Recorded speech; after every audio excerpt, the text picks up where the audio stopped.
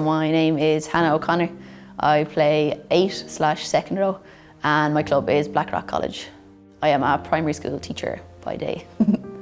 An average day with training would be get up at about 20 to 6, do the gym in the morning, get that out of the way beforehand. So get to work, hopefully be at work by like 7:45 time. Then obviously the working day finishes at 2:30, luckily enough, and then make the trek over to Blackrock to Stradbrook for training. Then you're finished at about 9:15, and then if I'm lucky, be home by 10:10ish, 10:15ish, yeah.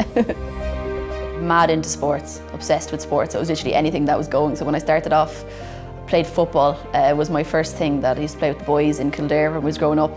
Then we moved to Galway, and then all of a sudden the sport had changed. We were in the area of Galway that was camogie.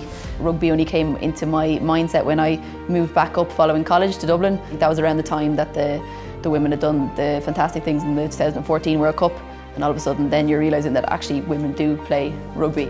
I chatted to a few girls who were playing over with a rugby club in Terranure in CYM, and that's kind of where it got started from it, that they said, you know, come, it's the same, you'll love it, it's great crack and you'll enjoy it, and it's, you know, not much different to tag. And once you get into it, then yeah, there's no looking back. It was kind of that realising that you could have this team sport that, unlike football, unlike soccer, and like anything else I'd played before, that this was a sport that if every person on the team didn't do their job, you weren't going to succeed. So it was like just the epitome of the team sport attracted me to it, and that kind of camaraderie that came with it was the attraction mainly.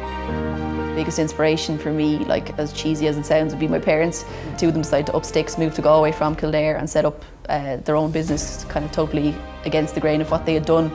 Just kind of dedication to it and commitment to it, and the belief that something was there kind of stands to me now in what I do in terms of my job, but also in terms of rugby as well. They were kind of the ones that I would kind of inspire me in day to day. There is a lot of sacrifices and commitments that you can't fully commit to in general because you just don't know your window of your calendar of what you'll be doing and what your training involves. You miss nights out, you miss birthdays, or you're going and you're being the sensible one who has to leave at a decent hour. So yeah, I think the more you want that blue jersey and that experience to play at the highest level, you do have to sacrifice a lot, and I think everybody who's in that position would be the same.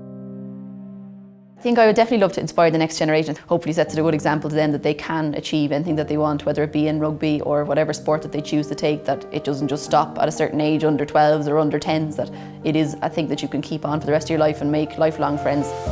The change that's come around in terms of not just, I suppose, the publicity, but the amount of sponsors like BearingPoint getting behind us on that kind of equal footing like the men's game. You dream big and hope that it can keep growing and growing, and that it just becomes the norm, that it just becomes the expected and what everybody is used to, hopefully in a few years' time. If you're that bit nervous about sport or you don't think you're typically sporty, I think there is literally a place for every single person on the rugby pitch. No matter what age you are, what your ability is, if you don't think you're very good at catching the ball, if you don't think you're very good at passing it, try it, just give it a go, because you never know what will come out of it. I would say just go and give it a go.